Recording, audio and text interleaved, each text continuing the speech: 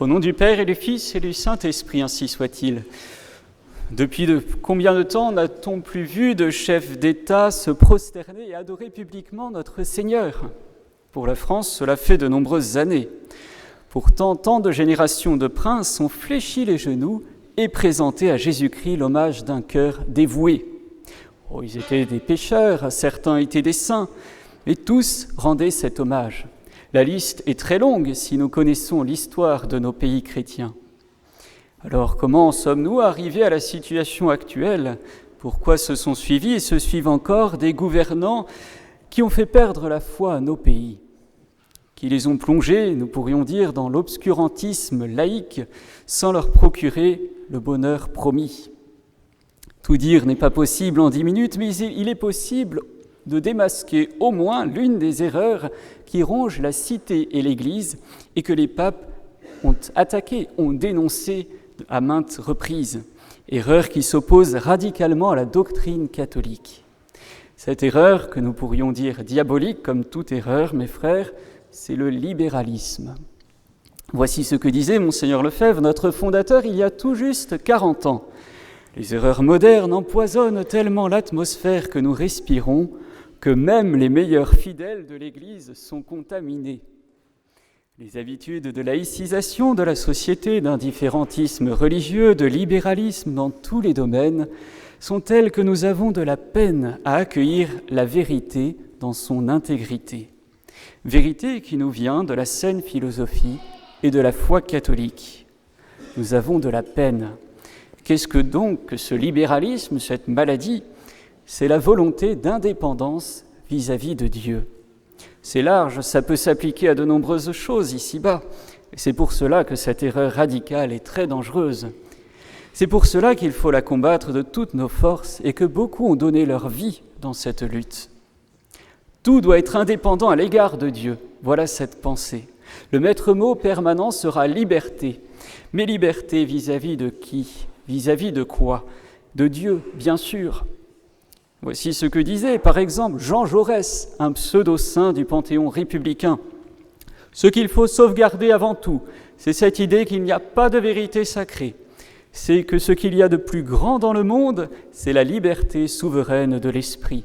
C'est que toute vérité qui ne vient pas de nous est un mensonge. Il continue, une révolte secrète doit se mêler à toutes nos affirmations et à toutes nos pensées. Et si Dieu lui-même se dressait devant les multitudes sous une forme palpable, le premier devoir de l'homme serait de refuser l'obéissance et de le considérer comme l'égal avec qui l'on discute, non comme le maître que l'on subit. Que nous sommes loin de l'humble adoration de notre Seigneur par Notre-Dame et tous les saints. Voilà une tentative de déifier l'homme. C'est notre égal, Dieu, il doit se mettre à notre niveau. Eh bien non, l'homme n'a pas le droit d'utiliser sa liberté d'agir ou de penser pour se tourner vers le mal, vers le péché. Celle-ci lui a été donnée pour le bien, pour le ciel. Qu'est-ce au fond que l'homme ? Une toute petite créature de néant, incapable d'être, de se mouvoir sans le bon Dieu, qui lui doit tout ce qu'elle a, tout ce qu'elle est, espérant tout de sa bonté. Par quelle insolence l'homme oserait-il ainsi lui refuser sa soumission ? L'homme dépend de Dieu, de sa grâce surnaturelle, de ses lois, de sa providence, des autorités qu'il délègue, des sociétés où il le place. Il n'y a aucun salut hors de notre Seigneur, hors de sa sainte Église.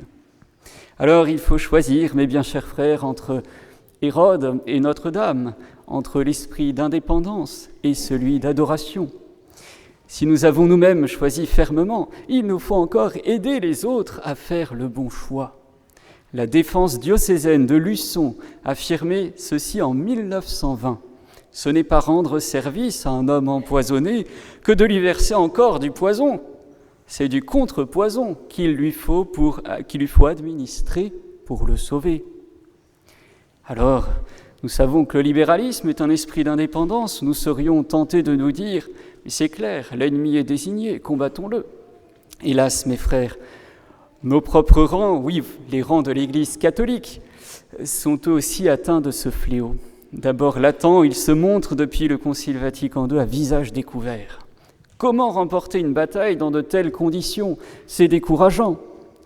Pour redresser la barre, il faut nous libérer de ce poison, comme disent les papes, de ce poison libéral et apprendre à le discerner, à le reconnaître là où il est. Le but est uniquement de s'en prémunir, pas de voir des gens libéraux partout, de coller des étiquettes. Un catholique libéral, qu'est-ce donc? Demandons-le au pape. C'est quelqu'un qui a horreur de rappeler les principes, qu'il n'en a ni la compréhension ni l'amour profond. Il cherche toujours la conciliation, le compromis, même si sa foi doit en être diminuée. Les papes donnent 3 notes principales. Tout d'abord, il veut la paix dans l'Église, la paix dans la société, et cela est très louable. Mais cette paix, il ne la conçoit, il ne la pratique qu'aux dépens de la vérité, des droits de Dieu et de l'Église. Le cardinal Pie, lui, dit que la paix n'est possible que dans la vérité. Sans ordre ni justice, quelle paix espérer? Et puis notre Seigneur n'a-t-il pas affirmé à maintes reprises que la paix est impossible ici-bas, impossible entre l'Église et le monde? Vous serez haïs à cause de mon nom. S'attaquer à l'ignorance, à l'erreur, aux passions pour sauver, guérir les âmes, c'est militer contre le monde, contre Satan. Et il est bien normal qu'il ne se laisse pas faire, après tout. Le catholique libéral, lui, rêve d'accorder les volontés par-dessus les divergences, mais il n'aboutit qu'à une tolérance superficielle, provisoire, où le catholicisme a tout à perdre et rien à gagner, si ce n'est le mépris de ses adversaires. Le catholique libéral, ensuite, demande une attitude charitable. Il s'érige en apôtre de la charité. Et c'est là, bien souvent, une chose bonne, un bon désir. Mais pourtant, la charité ne doit-elle pas aimer Dieu et le prochain comme Dieu le veut, dans l'ordre que Dieu veut? Elle sait que le premier bien est la vérité, la foi, et que la propager est son premier devoir. La charité, dit le cardinal Pie, ne craint pas de tirer le glaive du fourreau pour l'intérêt de la cause divine. Elle ne craint pas donc de combattre. Est-ce aimer Dieu que de faire bon marché de ses droits éternels? Est-ce aimer son prochain que de ne pas chercher à le tirer de l'erreur, que de ne pas partager avec lui les vérités surnaturelles? Nous partagerions nos biens, notre pain, et pas la foi. N'y a-t-il pas là quelque chose qui cloche? Enfin, dernière note, mes frères, le catholique libéral est convaincu d'avoir plus que les autres catholiques le sens des réalités. Lui sait quelles sont les aspirations de notre époque. Lui sait qu'il faut affirmer la vérité d'une façon nouvelle, il faut innover. Or, non seulement le catholique libéral a un amour faible pour la vérité, mais il manque souvent de psychologie. Regardons la nouvelle messe, n'a-t-elle pas vidé les églises et les séminaires? N'est-ce pas un échec? L'œcuménisme a-t-il seulement fait changer d'un iota les fausses religions? Non, plaire au monde, c'est avoir un train de retard, toujours. Alors, de fait, le catholique libéral méconnaît les attirances de l'intelligence pour le vrai, de la volonté pour Dieu. Il n'ose pas s'appuyer sur la grâce de notre Seigneur, il n'a pas assez confiance, pas assez de foi. Alors, les bricolages, les concessions volent d'échec en échec. Et lui devient toujours plus révolutionnaire, toujours moins catholique. Il n'a rien gagné à gauche, tout perdu à droite. Il n'a obtenu aucune conversion, mais il a facilité beaucoup d'apostasie. C'est Louis Veuillot, ce grand auteur, qui le dit. La chapelle libérale n'a pas d'entrée et ne semble être qu'une porte de sortie de la grande église. Alors, mes bien chers frères, qu'en cette nouvelle année bien entamée, nous luttions d'abord en formant nos intelligences, c'est un devoir vital. Ensuite, en agissant à notre mesure pour le règne de Jésus, partout, dans les âmes, à commencer par la prière et la Sainte Messe. Alors notre esprit d'adoration sera fidèlement uni à celui de tous les saints et de tous les anges. Au nom du Père et du Fils et du Saint-Esprit, ainsi soit-il.